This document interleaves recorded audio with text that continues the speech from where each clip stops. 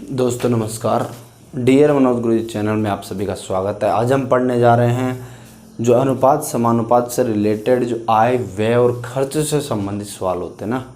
जैसे इतनी आय थी उसमें से इतना खर्च हो गया, जैसे 3:7:4 का आय का अनुपात है, खर्च का ये अनुपात है, बताओ कितने कितने की बचत करते हैं या उनकी आय कितनी कितनी है। इन तरीके के सवालों को हम पढ़ेंगे, ठीक है। और ये जो हम पढ़ते चल रहे हैं बिल्कुल एकदम एक एक चीज़ को लेते हुए, एक एक कंसेप्ट को लेते हुए, क्लियर करते हुए चल रहे हैं। तो आज हम करेंगे आय व्यय और बचत से संबंधित क्वेश्चनों को। उसी के क्रम में हमारा पहला क्वेश्चन आज का है ये, एबीसी की आयों में 3:7:4 का अनुपात है। आय कितनी हो गई? आय का क्या अनुपात है? ऐसे लिख लो, आय का अनुपात एबीसी में, किस में? ए बी और सी में कितना? 3:7:4। एबीसी के आय में 3:7:4 का अनुपात है। व्यय का अनुपात और उनके व्ययों का अनुपात 4:3:5 है। आय व्यय कितना? 4:3:5 का है। यदि 2400 रुपये की आय में से ये 300 रुपये बचाता है, 2400 रुपये क्या है? आय किसकी है? ए की। बचत कितने की है? 300 की। तो बी और सी की बचत याद करो। 2400 रुपये की आय में से ये क्या है? ए की आय 3 है, बी की आय 7 है और सी की आय कितनी? 4। लेकिन ये कह रहा है कि यदि 2400 रुपये की आय में से ए 300 बचाता है, इसका मतलब ए की आय 3 न होकर के कितनी है? 2400। कितने गुना हो गई? 800 गुना। कितने गुना? 800 गुना। जब 800 गुना इसकी आय हो रही है तो इसकी भी आय होगी, इसकी भी आय होगी, ठीक है, समझ रहे हो ना। ये होगी 800 गुना, तो बी की आय कितनी हो गई? 5600। और सी की आय कितनी हो गई? 800 से गुना करेंगे तो 3200। समझ गए? यहाँ तक कोई दिक्कत नहीं होनी चाहिए। हमारा पढ़ाने का तरीका यही है। आगे देखिए, 300 रुपये की बचत कर रहा, आय है 2400 की, बचत कर रहा है 300 रुपये की। तो देखिए जब ये व्यय वाली लाइन है, देखिए अब यहाँ हमें ये स्पष्ट हो रहा कि ए है जो 2400 रुपये के आय में से ये आय होगी 2400 रुपये, 300 रुपये बचा रहा है, इसका मतलब व्यय कितना कर रहा है? 2100। ए कितना व्यय कर रहा है? ए व्यय कर रहा है 2100। तो कितने गुना व्यय कर रहा है? 525 गुना। कितने गुना? 525 गुना, ठीक है। तो ये भी इतना व्यय करेंगे, ठीक है। तो ये हो गया। अब ये अगर 525 गुना करता है तो कितना आ जाएगा? करो इसको 525 गुना तो 2575। तो इसका व्यय कितना हो गया? सी का ये होगा। इसको करो 525 से गुना 1575। ये इसका क्या हो गया? व्यय, ठीक है। अलग अलग व्यय। एक की आय 2400 रुपये, व्यय 2100 रुपये, बचत कितनी हो गई? 300 रुपये दिया हुआ है। बी और सी की बचत पूछ रहा है। बी की आय 5600 रुपये है और बचत कितनी है? 1575 रुपये, ठीक है। अब आय में से बचत को घटा दें। आय में से ये क्या है? व्यय कितनी है? 1575। आय में से व्यय को घटा देंगे, क्या बच जाएगी? बचत। 5600 में से 1575 घटा दो और सी की निकालनी है। तो सी की आय कितनी? 3200। सी की आय 3200 है, उसमें से व्यय निकाल दो, कितना? 2575। तो आंसर कितना आ जाएगा? 575। तो ये तो हो गई बी की बचत हो गई। इसको निकालेंगे 5600 को 1575 में से, तो ये तो बच गया 4025। कितना बच गया? 4025। और ये कितना बच गया? ठीक है, 575 रुपये 25, ठीक है, 525 रुपये। इस तरीके से होगा। समझ में आ रहा है? नेक्स्ट क्वेश्चन देखिए, ये छोटी सी मिस्टेक होगी मल्टीप्लाई करने में। जब इसको 525 से करेंगे तो 2625 का क्या आ जाएगा? व्यय। इसको घटाएंगे तो 575 क्या आ जाएगी? इसकी बचत, ठीक है। अलग अलग निकाल लेंगे। नेक्स्ट क्वेश्चन देखिए दोस्तों। देखो ये क्वेश्चन है आपके सामने, अच्छे लेवल का क्वेश्चन है। पी और क्यू की आय का अनुपात कितना? 3:4। आय 3:4 है, उनके व्यय का अनुपात 2:3 है। यदि इनमें से प्रत्येक 6000 की बचत करता है, मतलब ए भी 6000, पी भी 6000 की बचत कर रहा है, क्यू भी 6000 की बचत कर रहा है, तो पी की आय ज्ञात करें। अब इस क्वेश्चन को करने के दो तरीके हैं। पहले जो बेसिक तरीका है वो बता देता हूँ, फिर जो एडवांस तरीका है जिससे हम करने वाले वो बाद में बताऊँगा। उसी से आपको करना है, लेकिन एक बार समझने के लिए मैं बता देता हूँ। देखिए पी और क्यू की आय का अनुपात ये हो गया 3:4, तो ये हो गया 3x और ये हो गया 4x। ये है आय। आय के दो ही काम हो सकते हैं, व्यय करो मतलब उसमें से खर्चा करो और बचत कर लो, ठीक है। अब ये होगी आय दोनों की। अब इसमें से 6,000 रुपये बचा रहे हैं, अब आय में से इनकी बचत निकाल दी जाए तो क्या बच जाएगा, व्यय। व्यय का अनुपात कितना है, 2:3, ठीक है। अब आप इसको सोल्व कर सकते हैं, x का मान निकाल सकते हैं। यहाँ रखेंगे 3x 4x, इनकी दोनों की आय आ जाएगी। पी की आय पूछ रहा है, ठीक है। ये तो हो गया पहला तरीका। दूसरा तरीका देखिए, कौन है, एक सेकेंड कल कोई आ गया था, थोड़ा डिस्टर्बेंस हो गया था। अभी देखिए दूसरा तरीका, पी और क्यू है, उनकी आय का अनुपात कितना, 3:4। ये हो गया आय का अनुपात, ठीक है। अब कह रहे हैं व्यय का अनुपात। व्यय का अनुपात कितना है, 2:3, 2:3। इनमें से प्रत्येक 6,000 की बचत करता है। बचत कितने की, प्रत्येक की, ऐसे लिखना है आपको बस इसी तरीके से। प्रत्येक की बचत कितने की, 6,000 की। अगर बचत अलग अलग दी हुई हो 1500 और 2000 की, तो 1500 यहाँ 2000 यहाँ, ठीक है। अब इसको करना ऐसे मल्टीप्लाई, क्रॉस मल्टीप्लाई इन दोनों को, आय और व्यय को। तो ये इस वाले ऊपर जाएगा, इसके पास जाएगा, और ये इस वाले क्यू के पास जाएगा, ठीक है। तो ये तो हो गया 9 और ये हो गया 8। तो 9 में से 8 गया, कितना बचेगा, 1। बस ऐसे ही करना, सीधा 1 की वैल्यू आ जाएगी सीधी, ठीक है। समझ में आ रही। इसको इससे मल्टीप्लाई करो, इसको इससे मल्टीप्लाई करो, घटा दो। 9 में से 8 गया, 1 बच गया। अब देखिए, अब इसको करना इससे, पहले तो क्या हुआ था, ये दोनों हुए थे आपस में, ठीक है। अब दूसरे स्टेप में क्या करना, इसको करना इससे और इसको करना इससे। तो ये तो बच गया 6 दूनी 12, 12,000 और ये 18,000। जब इन दोनों को लेस करेंगे, 18,000 में से 12,000, तो कितना बच गया, 6,000। 1 की वैल्यू कितनी, 6,000। तो पी की आय पूछ रहा है, पी की आय पूछ रहा है, पी का मान क्या है, 3। तो 3 की आय कितनी, 18,000। आगे समझ में। 1 की वैल्यू कितनी, 6,000। तो पी की आय 3 है, तो 3 की वैल्यू 18,000। इसकी पूछे तो 4 है, इसकी वैल्यू 24,000। बस इसी तरीके से करेंगे, समझ में आ रहा है ना। इसी तरीके से नेक्स्ट क्वेश्चन देखिए एक बार, फिर आपको क्लियर हो जाएगा। देखिए ये क्वेश्चन है। अब उसमें क्या थे, 6,000 रुपये प्रत्येक बचा रहे थे, उसमें बचत समान थी, इसमें बचत अलग अलग है, कोई फर्क नहीं पड़ता। उसी तरीके से हम करने वाले हैं। कौन कौन है, ए है और बी है, ए है और बी है। उनकी आय का अनुपात कितना, 5:6। उनकी आय का अनुपात 5:6। व्यय का अनुपात 3:4। व्यय का अनुपात कितना, 3:4, ठीक है। यदि वे क्रम से 1800 और 1200 की बचत करते हैं, तो बचत हो गई इसकी 1800 की और इसकी 1600 की, ठीक है। कोई दिक्कत नहीं होनी चाहिए। अब मैंने क्या बताया, इसको ऐसे मल्टीप्लाई करेंगे और इसको ऐसे मल्टीप्लाई करेंगे, दोनों को घटा लेंगे। ये हो गया 500 का 20 और ये 36 18, कितना बच गया, 2।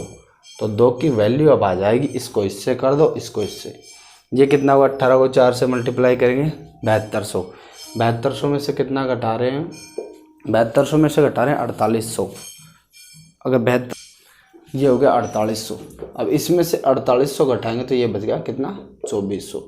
2 की वैल्यू 2400 है, तो 1 की वैल्यू कितनी आ गई, 1200। अब पूछो क्या पूछ रहा है, ये पूछ रहा है बी की आय ज्ञात करो। 1 की वैल्यू 1200 है, 6 की वैल्यू कितनी, 7200। तो ये होगी क्या, बी की आय। अब ए की आय पूछे, तो ए को भी उतना ही मल्टीप्लाई कर देंगे, 1200 कर दो, 1200 पंजे 60, 6,000 रुपये। 6,000 रुपये इसकी आ गई, 7200 रुपये उसकी आ गई। कोई दिक्कत नहीं है।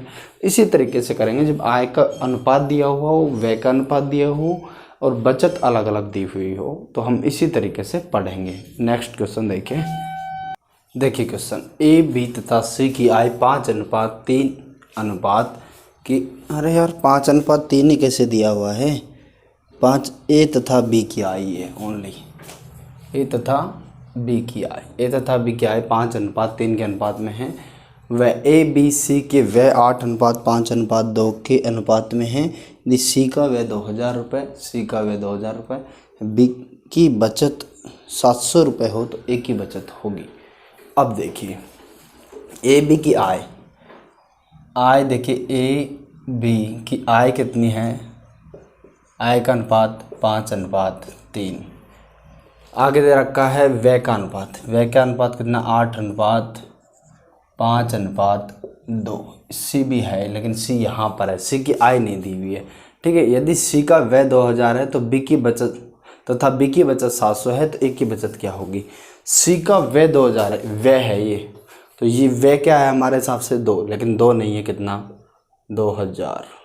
1000 गुणा दिया हुआ है तो ये भी 1000 गुणा हो जाएगा, ये भी 1000 गुणा हो जाएगा, ठीक है। तो ए का व्यय कितना हो गया, ए का व्यय हो गया 8000, इसका व्यय कितना हो गया 5000। यहाँ तक कोई दिक्कत नहीं है। बी की बचत 700 है। अब एक बात बताओ, बी ने 5000 रुपये खर्च कर दिए, व्यय का मतलब खर्च कर दिए, 700 रुपये बचा लिए, इसका मतलब इनकम उसकी कितनी 5700 रुपये।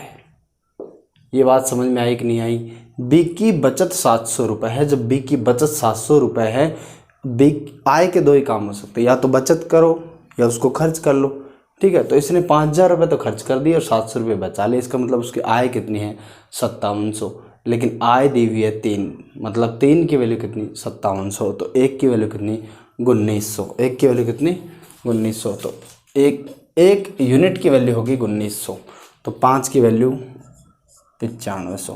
तो ये ए की आय कितनी आ गई 9500 रुपये ए की आय आ गई। लेकिन पूछ रहा है ए की बचत होगी, आय 9500 है, 8000 रुपये खर्चा है, तो बचत हो गई मेरे भाई कितने की 1500 रुपये की बचत। क्या हो गई 1500 रुपये की बचत। आ गई समझ में। 2 का मान दिया हुआ था 2000, इस 2 की वैल्यू 2000 थी, 1000 गुणा इससे हमने ये निकाला। फिर हमें दिया हुआ था कि इसने इतने रुपए बचाए, व्यय इतनी है, बचत इतनी है, इसका मतलब टोटल इनकम इतनी है, 3 की वैल्यू वो है तो उसको भी इतना मल्टीप्लाई किया। इस तरीके से हम करेंगे, ठीक है। बहुत ही अच्छा कंसेप्ट था, बिल्कुल इजीली सवाल हो गया, ठीक है। नेक्स्ट क्वेश्चन देखिए इसी क्रम में। ये क्वेश्चन है, ठीक है, आपके सामने बहुत ही अच्छा क्वेश्चन है। उस क्वेश्चन में इस क्वेश्चन में थोड़ा सा डिफरेंस है, वो मैं आपको बताऊंगा। जब आपको क्वेश्चनों के बीच का डिफरेंस पता चल जाता है फिर आपको क्वेश्चन करने में दिक्कत नहीं आती। तो ठीक है, देखिए क्वेश्चन में क्या डिफरेंस है। पहले देखिए ए तथा बी की आय का अनुपात 2:1 है। वे 5:3 के अनुपात में व्यय करते हैं। आय का अनुपात 2:1, व्यय का अनुपात 5:3 और 4:1 के अनुपात में बचत करते हैं। उस क्वेश्चन में क्या था, पहले वाले क्वेश्चन में, कि दोनों की अलग अलग बचत रुपयों में दी हुई थी। एक 1500 बचाता है, एक 2000 बचाता है, ऐसे अलग अलग दिया होता है। लेकिन अब बचत का भी रेशियो दे दिया है। यदि ए और बी दोनों की कुल मासिक बचत 5000 है, ठीक है, और फिर कुल बचत भी दे दिया, तो इसको पिछले वाले क्वेश्चन में पहले कन्वर्ट करेंगे और जब ये क्वेश्चन पिछले वाले क्वेश्चन में बदल जाएगा उसके बाद हम सोल्व करेंगे। देखिए कैसे, ए तथा बी, ये हो गए 2, ए तथा बी, ठीक है। अब इनकी आय का अनुपात क्या है 2:1, इनकी आय का अनुपात है 2:1। आय के अनुपात के बाद में व्यय का अनुपात, व्यय का अनुपात कितना हो गया इनका 5:3 के अनुपात में व्यय करते हैं, तो ये हो गया 5:3 के व्यय अनुपात में व्यय करते हैं। अब लिखते हैं यहाँ नीचे हम बचत, यही करते हैं ना। तो अब देखिए बचत इसकी अलग और इसकी अलग यहाँ पे, लेकिन ये कह रहा है 4:1 के अनुपात में बचत करते हैं। बचत पैसों में नहीं दी हुई, अब की बार दी हुई है। 4:1 के अनुपात में बचत करते हैं, ठीक है। यदि ए और बी दोनों की कुल मासिक बचत 5000 है, कुल बचत तो 5 है लेकिन 5 की वैल्यू 5000 मतलब 1000 गुणा, तो इसकी हो गई 4000 की बचत और इसकी हो गई 1000 की बचत। समझ में आ रहा है ना। टोटल बचत कितनी 5 और दिया हुआ है कुल मासिक बचत 5000, तो 1 की वैल्यू 1000 और 4 की वैल्यू 4000। समझ रहे हो। तो ये तो हो गया 4000 और ये हो गया 1000। अब वही क्वेश्चन बन गया पीछे वाला, अब बिल्कुल वही क्वेश्चन है एकदम, आप इसको उसी तरीके से सोल्व कर सकते हैं। देखिए कैसे, जब ये इस तरीके से मल्टीप्लाई होते हैं, ये होगा 3 दूना 6 और ये हो गया 5, 6 में से 5 गया, 1 बच गया, सीधा 1 की वैल्यू आ जाएगी। 1 की वैल्यू, इसको इससे मल्टीप्लाई करेंगे, इसको इससे मल्टीप्लाई करेंगे। जब 1000 5 से होगा 5000 और 4000 3 से होगा 12000, ठीक है। ये तो हो गया 12000 और ये हो गया 5000। 12000 में से 5000 घटाएं कितना 7000, 1 की वैल्यू कितनी 7000। तो एक की वैल्यू 7000 है तो एक की आय कितनी आ जाएगी, इसको भी 7000 गुणा कर देंगे, एक का मान 2 है तो ये हो गया 14000। एक की आय कितनी 14000 और बी की आय कितनी, जब एक की आय 14000 रुपये आ गई, एक की वैल्यू 7000 है तो ये तो एक ही है, तो एक की वैल्यू कितनी 7000। ये लो, अब बताओ इसमें क्या था कुछ अलग से, ठीक है। अब इस क्वेश्चन को पिछले वाले क्वेश्चन में हमने कन्वर्ट किया है। पहले बचत का अनुपात दिया हुआ है, टोटल बचत दी हुई है, तो बचत हमने डिवाइड कर लिया कितने कितने 4000 और 1000 आ गई, उसके हिसाब से फिर हमने वही पिछले वाले क्वेश्चन की तरह कर दिया। नेक्स्ट क्वेश्चन देखिए दोस्तों, बहुत ही अच्छे तरीके से पढ़ा रहे हैं आपको। छोटा सा क्वेश्चन है लेकिन बहुत ही प्यारा क्वेश्चन है। देखिए आपके सामने एग्जाम में आया हुआ 2016 में एसएससी में, राम 8 दिन में 125 अर्जित करता है और श्याम 10 दिन में 140 अर्जित करता है, तो उनके अर्जन का अनुपात क्या होगा। ठीक है, कौन कौन है, राम और श्याम। अब देखिए 8 दिन में 125 अर्जित करता है, जब 8 दिन में कितना अर्जित करता है 125, अर्जन का अनुपात निकालना है। तो इसमें क्या होना चाहिए कि दिन समान होने चाहिए, कि एक दिन में ये कितना अर्जित कर रहा है और एक दिन में ये कितना अर्जित कर रहा है। इस तरीके से हम करेंगे। 8 दिन में 125 अर्जित करता है तो एक दिन में कितना अर्जित करेगा 125/8। आ रही है समझ में। 8 दिन में 125 अर्जित करता है तो एक दिन में करेगा 125/8। पूछे कि 10 दिन में कितना करेगा तो 10 से मल्टीप्लाई करेंगे, जो पूछता है उसी से मल्टीप्लाई होगा। जब एक एक दिन का अर्जन करने की क्षमता निकलती है ना, 8 दिन में 125, एक दिन में 125/8, तो इसका मतलब ये होता है कि उनकी क्षमता है वो देखी जा रही है, अर्जन की क्षमता निकल रही है, उसका अनुपात पूछ रहा है। तो ये तो अर्जित करेगा 125/8 के हिसाब से, और ये अर्जित करेगा, ये कर रहा है 10 दिन में 140 अर्जित करता है, तो इसकी स्पीड हो जाएगी 140/10। ठीक है। अब यहाँ देखिए 0 से 0 काट देता हूँ, 0 से 0 काट देता हूँ, ये इधर चला जाएगा, वज्र गुणा होगा, इधर कुछ नहीं है तो 125 इधर रह जाएगा, तो राम और श्याम का 125 तो उस साइड में रह जाएगा। ठीक है। और ये जब 14 8 से गुणा होगा तो ये आ जाएगा 112। ठीक है, 125/112, ये इसके क्या हो गई अर्जन का अनुपात हो गया। देखिए ऐसा क्वेश्चन है, इनके दोनों की एफिशिएंसी निकाली, 125 अर्जित करता है 8 दिन में तो 125/8 इसकी होगी, 140/10 उसकी होगी। सोल्व कर लिया इसको, 125/112 क्या आ गया इनका अर्जन का अनुपात। इसी तरीके से हम देखेंगे नेक्स्ट क्वेश्चन।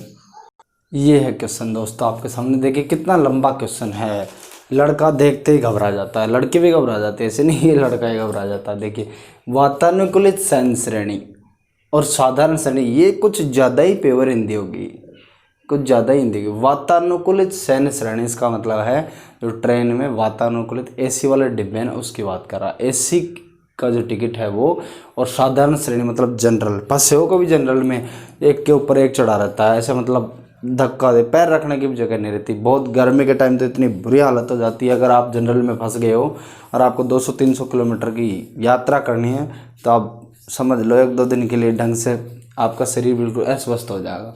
वातानुकूलित सैन्य श्रेणी मतलब एसी वाली टिकट और साधारण श्रेणी मतलब जनरल वाली टिकट का रेलवे किराया 4:1 के अनुपात में है। ठीक है, तो वातानुकूलित लिख लेता हूँ एक बार, वातानुकूलित और साधारण, इसका जो किराया है ना वो क्या है, किराया 4:1 के अनुपात में है। ठीक है, किराया है 4:1 के अनुपात में, समझ गए। मतलब जैसे इसका साधारण का 100 रुपये लग रहा था, उसको 400 रुपये ये है। तथा वातानुकूलित श्रेणी मतलब एसी वाले और साधारण श्रेणी द्वारा यात्रा करने वाले यात्रियों की संख्या 3:25 के अनुपात में है। जो यात्री हैं वो किसके अनुपात में है 3:25। कहने का मतलब 3 अगर एसी में यात्रा कर रहे हैं तो 25 जनरल में यात्रा कर रहे हैं। देख लो ये क्वेश्चन ही कह रहा है कि 25 जनरल में कर रहे हैं, 3 एसी में, कितनी भीड़ होगी उस हिसाब से। ठीक है, इसी हिसाब से होती भी है। ये लाइट बहुत परेशान कर रही है। यदि कुल किराया संग्रह 37,000 रुपये हो तो कुल आमदनी जो है किराए से, जो किराया है वो टोटल वो कितना हो गया 37,000 रुपये। तो बताओ, तो वातानुकूलित सैन्य श्रेणी के यात्रियों ने कितने किराए का भुगतान किया, जो एसी में बैठ के जो गए ना उन्होंने कितने रुपए दिए किराए के। ठीक है, ये समझ लीजिए। देखिए किराया है 4 रुपये इसका, 1 रुपये इसका, ये मान लो। कहने का मतलब 4 के अनुपात में 8 भी हो सकता है, 16 भी, 400 भी, 4000 भी, कुछ भी हो सकता है। ठीक है। ये अब 3 आदमी हैं, इसका मतलब 12 रुपये तो ये देंगे, और 1 रुपये किराया इसका है। 25 आदमी है तो 25 रुपये ये देंगे। तो टोटल किराया हो गया 12, तो इसका हो गया। वातानुकूलित का किराया तो कितना हो गया 12। साधारण का किराया कितना हो गया 25। समझ रहे हो ना कैसे? किराया 1 रुपये है, यात्री 25 हैं, तो इसका किराया टोटल 25। किराया 4 रुपये है, यात्री 3 हैं, तो टोटल 12 रुपये। ये कह रहा है यदि कुल किराया संग्रह 37,000, लेकिन हमारे पास जो किराया संग्रह आ रहा है वो आ रहा है 37 रुपये। कितना रुपये? 37 रुपये। 37 रुपये की वैल्यू 37,000 है, मतलब 1000 गुणा की बात हो रही है। कितने गुणा की? 1000 गुणा की बात हो रही है। जब 1000 गुणा की बात हो रही है तो क्या पूछ रहा है? वातानुकूलित शयन श्रेणी के यात्रियों ने कितने किराए का संग्रह किया, भुगतान किया। जो मतलब एसी में बैठ के उन्होंने कितना किराया दिया, तो एसी में बैठ के जो गए उन्होंने 12 किराया दिया। कितना दिया? 12 रुपये किराया। तो 12 रुपये किराया नहीं दिया, इसको भी 1000 गुणा जब कर देंगे तो ये हो जाएगा 12,000। जब इसका पूछता तो इसको 1000 से गुणा कर देते, ये हो जाता 25,000। देखो 1 2 3 4 5 6 लाइन का क्वेश्चन है। अब लड़का देखते ही घबरा जाता है, लेकिन इसमें है कुछ भी नहीं। किराया दिया हुआ है 4:1 के अनुपात में है, यात्री दिए हुए, ये 4 दिया 12, 25, ये ले 37 किराया होगा 37,000, ये 12,000 और 25,000 ये लो। बिल्कुल आप मुख जवानी कर सकते हैं, पेन चलाने की ज़रूरत नहीं है, लेकिन बशर्ते शर्त एक है कि आपको कंसेप्ट समझ में आना चाहिए। आपको कोई पूछे कि एक बस में 10 लोग बैठे, अब एक गाड़ी के अंदर 10 लोग बैठे हैं, ठीक है, और गाड़ी जब जा रही है, जयपुर से जा रही है गाड़ी दिल्ली, ठीक है। अब 10 लोग बैठे, किराया 250 रुपये, तो आप बता देंगे कि 2500 रुपये उसने इकट्ठे किए। लेकिन वही दिमाग आपका यहाँ क्यों नहीं काम करता जब वो कह रहा है कि किराया 4:1 के अनुपात में है, यात्री 3:1 के 25 के अनुपात में है। तो यहाँ आप क्यों नहीं बताते इससे 12 रुपये आमदनी हुई, इससे 25 रुपये आमदनी हुई, 37 रुपये आमदनी हुई, टोटल 37,000। ये बता रहा 37,000, 1000 गुणा उसी अनुसार। तो जब आप वहाँ काम करते हो, जब आप कोई दुकान पे जाते हो तो वहाँ कोई जूते वाला है, वो बोलता है 5,000 रुपये के जूते हैं, तो बोलता है कि 10% डिस्काउंट चल रहा है, तो आप तुरंत से 4500 रुपये उसको निकाल करके दे देते हैं। वहाँ आपके दिमाग में एक क्लिक हो जाता है कि यहाँ 5,000 का 10% 500 रुपये बन रहा है। लेकिन जब वही सवाल यहाँ दे दिया जाए कि एक जूते पर अंकित मूल्य 5,000 रुपये है, उस पर 10% छूट दी जाती है, तो बताओ दुकानदार को कितना रुपये भुगतान करना पड़ेगा। अब यहाँ आप कन्फ्यूज हो जाते हो, यहाँ आपका पेन नहीं चल पाता। तो ठीक है ना, बातों को मैथ है आपके जीवन में उतारनी चाहिए, तब आप बिल्कुल क्लियरली समझ पाएंगे, ठीक है ना। तो इसी तरीके से पढ़ते रहिए, और हम इसी तरीके से पढ़ा रहे हैं। नेक्स्ट क्वेश्चन आपका देखिए, ये देखिए आपके सामने बहुत ही अच्छा क्वेश्चन है। किसी फैन पार्क में एंट्री टिकट के मूल्य में 7:9 के अनुपात में वृद्धि। कोई पार्क है, कोई भी फैन पार्क है, उसके एंट्री टिकट के मूल्य में 7:9 के अनुपात में वृद्धि हुई। इसका मतलब ये है कि जब उसके अंदर घुसते हैं तो टिकट लेना पड़ता है। पहले 7 रुपये का था तो अब 9 रुपये का हो गया, ठीक है ना। अब जब किराया बढ़ गया तो लोग तो कम होंगे ही होंगे। जैसे आप मान लो कोई भी चीज़ है, अब जब उसके मूल्य में वृद्धि कर देते हो तो बिक्री तो कम होगी, ठीक है ना। तो मूल्य टिकट का है वो 7:9 के अनुपात में बढ़ रहा है। तो ग्राहकों की संख्या 13:11 के अनुपात में कमी आ गई। मतलब पहले अगर ग्राहक 13 आते थे तो अब ग्राहक कितने आने लग गए? 11, ठीक है ना। टिकट 7 से 9 हो गया, ग्राहक 13 से 11 हो गए। समझ में आ रहा हो? प्रतिदिन होने वाला नया कलेक्शन कितना होगा? नया कलेक्शन प्रतिदिन होने वाला, मतलब जो टिकट की रेट जब बढ़ गई थी तो उससे होने वाला कलेक्शन कितना होगा? यदि कीमत बढ़ने से पहले प्रतिदिन 2,27,500 रुपये का कलेक्शन होता था, तो देखिए टिकट का मूल्य, ठीक है, टिकट का मूल्य, तो मूल्य हो गया 7:9, 7 से हो गया 9, पहले 7 रुपये का था, अब हो गया 9 रुपये का। अब संख्या, टिकट संख्या, अब जो टिकट की संख्या थी, कहने का मतलब लोगों की संख्या में कमी आ गई। इसका मतलब जब लोग कम आएंगे तो टिकट भी कम।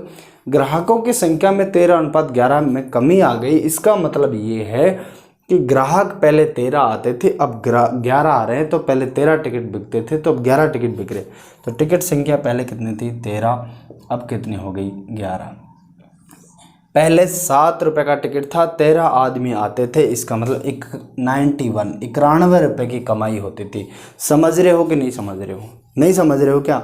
एक बार कमेंट कर देना, वापस बता दूंगा। ऐसी कोई चीज़ नहीं है जो आपको दिक्कत कर दे। यहाँ पे समझ में आ रही है?